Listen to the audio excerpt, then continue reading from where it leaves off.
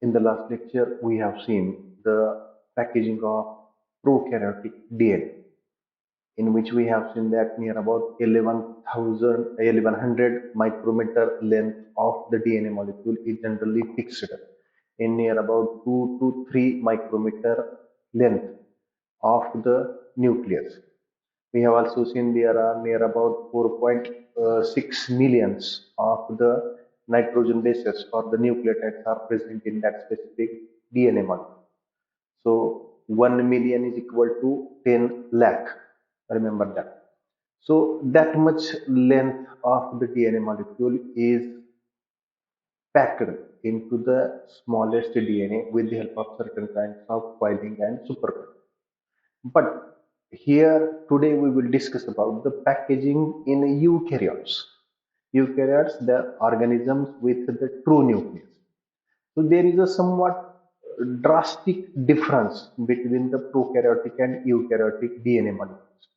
Drastic difference in the sense the DNA molecule which is present in the eukaryotes is most complicated structure. It is most complex structure. It is the length of the DNA molecule is more than the length of that specific prokaryotic DNA molecule. So here in this lecture, we will discuss about the packaging in the eukaryotes. The eukaryotes show well-organized nucleus containing nuclear membrane, nucleolus, and the chromosomes. So here, distinct nucleus is present which is absent in the prokaryotic organisms. जे प्रोकॅरियोटिक organisms आहेत ज्याच्यामध्ये nucleus नव्हतं, nuclear membrane, nucleolus या गोष्टी नव्हत्या, त्या गोष्टी मात्र इथं युकॅरियोटिक ऑर्गॅनिझम जे आहे त्याच्यामध्ये त्या गोष्टी आपल्याला क्लिअर कट दिसून येतात. आणि दुसरं वैशिष्ट्य असं आहे या युकॅरियोटिक ऑर्गॅनिझम्समध्ये विशिष्ट प्रकारचे क्रोमोसोमल स्ट्रक्चर दिसतं की ज्याच्यावरती डीएनए मॉलिक्यूल आहे तो बाउंड केला. DNA is associated with the histone and non-histone proteins. Second important thing regarding the DNA of the prokaryotic organism is that the DNA molecule of eukaryotic organism is associated with the histone proteins as well as non-histone proteins. These histone proteins are totally absent in the prokaryotic organisms. मागच्या तासाला आपण याच्यावरती चर्चा केली होती की त्याच्यामध्ये जो आहे हिस्टोन प्रोटीन्स हे नसतात. तर हे हिस्टोन प्रोटीन्स काय? Histone proteins are that are rich in lysine and arginine residues. That is, in these protein molecule, maximum amount of amino acids. The lysines and arginine are the amino acids.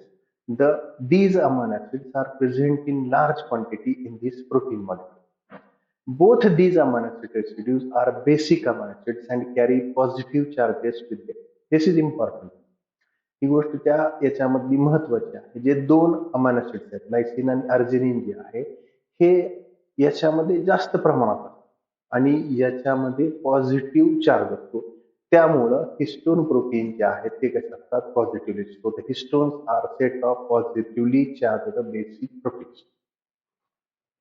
त्या या दोन amino acid मुळे त्या पूर्ण protein जो आहे तो कसा असतो पॉझिटिव्हली चार्ज होतो. These histones organize themselves to make a unit of 8 molecules known as the histone octamers. Like this. So here in eukaryotic DNA, the histone proteins are present. There are 4 different types of histone proteins are present. These 4 histone proteins which are present, they are present in pairs. 4 वेगवेगळ्या प्रकारचे जे histone proteins आहेत ते 4 histone proteins हे जोड्यामध्ये असतात. म्हणजे प्रत्येक प्रोटीनचे 2 मॉलिक्युल्स असतात.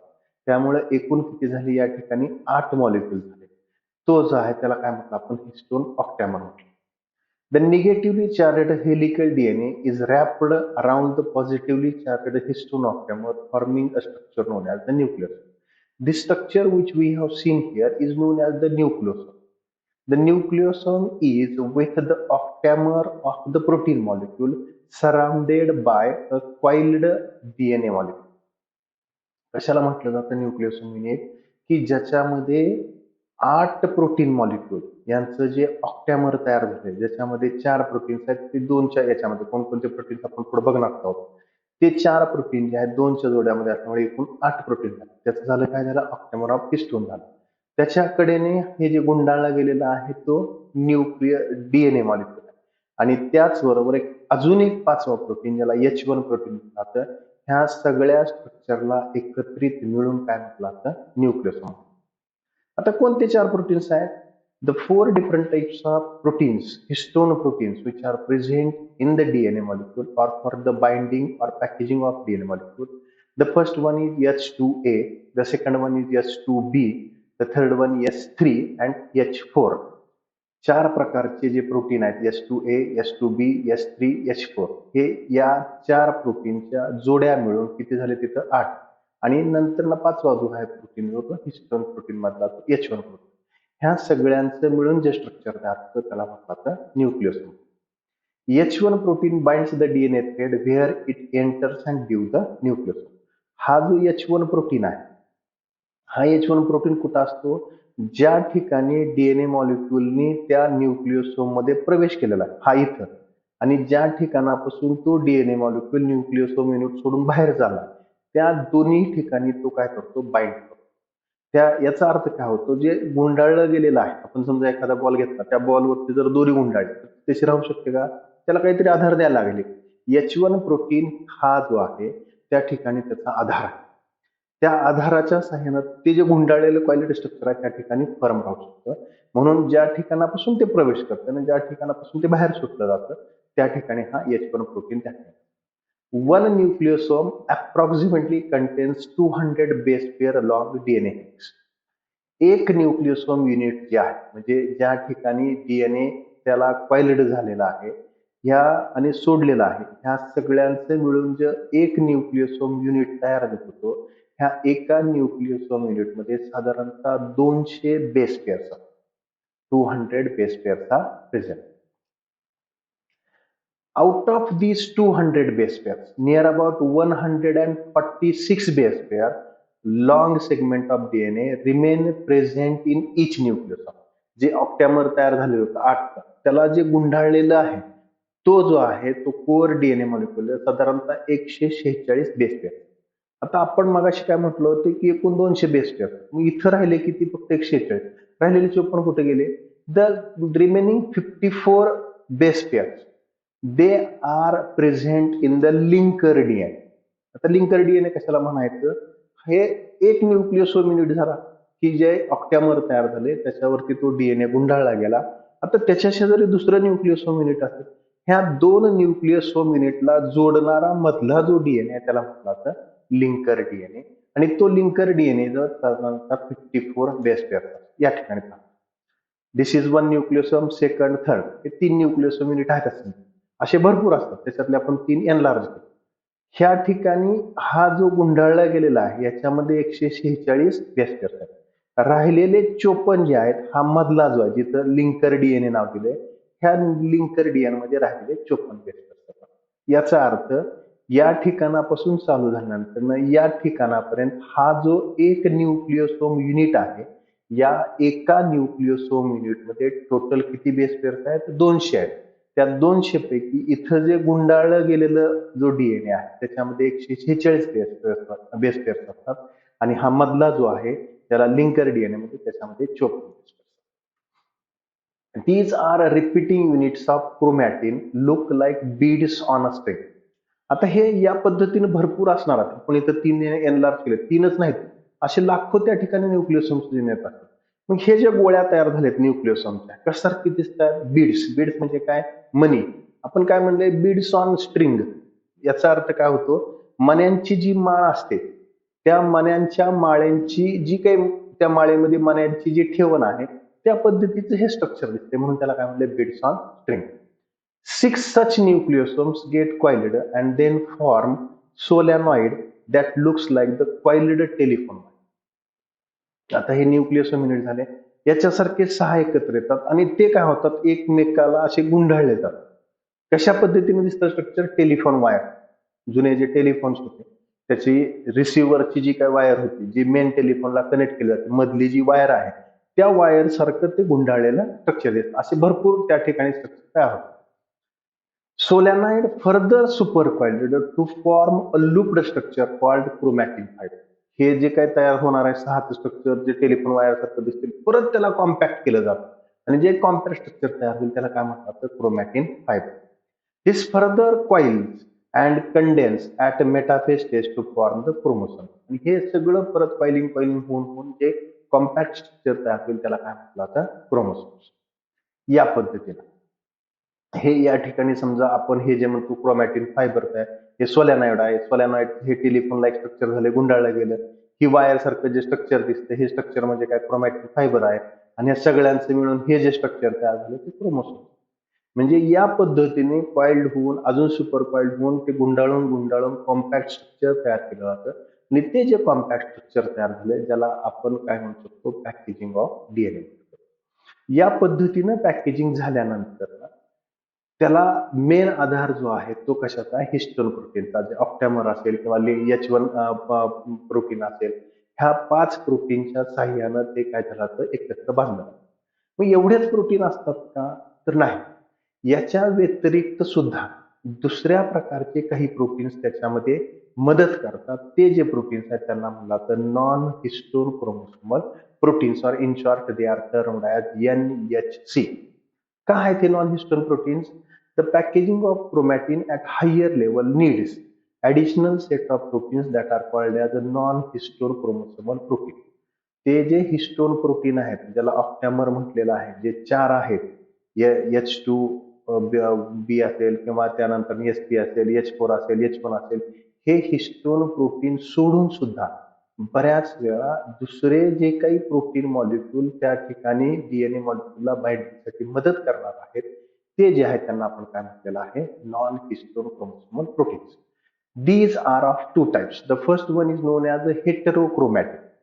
In eukaryotic cells, some segments of chromosome during interphase and early prophase remain in condensed state. These regions constitute heterochromatids. आता ह्या सेल डिव्हिजनच्या स्टेजेस आहेत, प्रोफेज असेल, इंटरफेज असेल. सुरुवातीच्या स्टेजेस आहेत, सेल डिव्हिजन सुरू व्हायच्या अगोदरच्या ज्या काही स्टेजेस आहेत त्या इंटरफेज आणि प्रोफेज आहेत. यावेळेस त्या क्रोमोसोम्स मधले जे काही प्रोटीन मॉलिक्यूल आहेत त्या प्रोटीन मॉलिक्यूलला म्हटलं जातं heterochromatin. The term was proposed by Heitz. Heterochromatin जी टर्म आहे, जे नॉन हिस्टोन प्रोटीन आहे, हा नॉन हिस्टोन प्रोटीन सुरुवातीला हेटीज या शास्त्रज्ञाने सांगितलं. These regions are localized near centromere, telomere and are also intercalated. हे त्या क्रोमोसोम्स मधलं एक विशिष्ट प्रकारचं जे सेंट्रोमियर आहे, म्हणजे ज्याच्या सहाय्याने सेंटरला जे क्रोमोसोम्स आपण ते डिटेलमध्ये सेल डिव्हिजन मध्ये त्या ठिकाणी हे जे असतात जास्त. It is generally mostly inactive. शक्यतो जास्त ऍक्टिव्ह नसतात, तर कसे असतात ते इनॅक्टिव्ह असतात. It is 2 to 3 times more rich in euchromatin. साधारणतः बऱ्याच वेळा त्या ठिकाणी जे सेंट्रोमियर असतील किंवा टेलोमियर असतील त्या ठिकाणी 2 ते 3 पटीनं भरपूर प्रमाणात ते युक्रोमॅटिन त्या ठिकाणी. म्हणजे हेटेरोक्रोमॅटिन जे आहे ते युक्रोमॅटिन पेक्षा 2 ते 3 पटीने कसे असतात, जास्त असतात. तर मग हे युक्रोमॅटिन म्हणजे काय? The region of chromosomes which are in non condensed state constitute the euchromatin. Condensed state म्हणजे काय, गोळा करणे. नॉन कंडेन्स्ड म्हणजे काय, गोळा न केलेले, म्हणजे ते जे पसरलेले जे आहेत त्या ठिकाणी असलेले जे काही प्रोटीन्स आहेत त्यांना म्हटलं जातं युक्रोमॅटिन. दिस रिजन स्टेन्स लाईट. हे जे युक्रोमॅटिन रिजन आहे हे शक्यतो लाईट. हेटेरोक्रोमॅटिन कुठलं, युक्रोमॅटिन कुठलं, आपण ॲनिमेटेड स्ट्रक्चर मध्ये त्या ठिकाणी डिटेल बघू. हे लाईट कलरने कलर होतात. ज्याला जर स्टेन केलं तर त्याचा रंग जो आहे तो फिक्कट होतो. हे जे हेटेरोक्रोमॅटिन्स आहेत यांचा रंग मात्र डार्क होतो. It is genetically very much active and fast replicate. हे genetically as compared to heterochromatin active जास्त आणि रेप्लिकेट जास्त.